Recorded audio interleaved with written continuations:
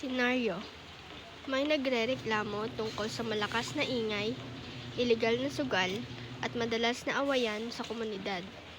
Ipapakita natin ang dalawang paraan ng pagtugon: ang maling paraan at ang tamang paraan. Unang bahagi: maling paraan. Hello, andito po kami para magreklamo. Kasi ilang linggo na yung ingay at pagsusugal dun sa kapitbahay namin. Hindi na po kami nakakatulog at nag-aalala po kami sa kaligtasan namin. Pwede po bang may gawin kayo? Ako, marami kaming ginagawa. Maliit na bagay lang yan. Isara mo na lang ang bintana mo. Hindi namin kayang pagsabay-sabayin lahat ng reklamo sa isang araw. Tama siya, baka masyado ka lang mag-isip. Huwag ka nang makalam sa buhay ng iba. Di naman sobrang liit lang naman problema mo. Pero tama po siya. Sobrang ingay po at labag po yun sa batas. Marami pong naapektuhan. Sino nagtanong sa'yo? Tumahimik ka na lang. Di mo naman alam ang ginagawa namin eh. Huwag ka na makialam. Nasasaktan po kami. Seryoso po kami nagre-reklamo. Bakit niyo po binabaliwala? Sabi ko na nga, marami kaming ginagawa. Umalis ka na lang at huwag mo na kaming guluhin.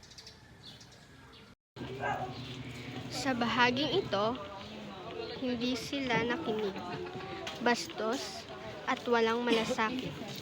Dahil dito, hindi naniwala ang mga residente sa kanila at naiwan silang galit at nababaliwala.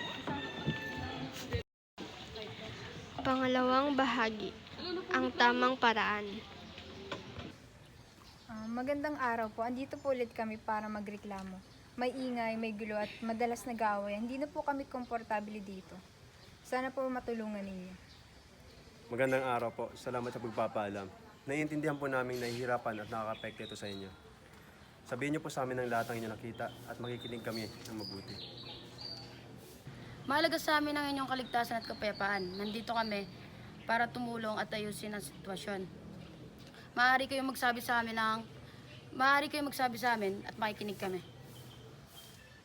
Salamat po. Ang ingay gabi-gabi na at maraming batang mga naglalaro at nagpupustahan. At isa din po si Carlos na Tama po si Maria. Talagang gabi-gabi na maingay pa din. Sinubukan po namin silang kausapin pero hindi po sila nakikinig sa amin. Salamat po sa pagbabahagi. Seryoso ang mga problema ito at hindi namin pagsasawalang bahala. Sisiguraduhin po namin ang aksyon na namin ito ng tama at patas. Gusto namin ito malutas na maayos.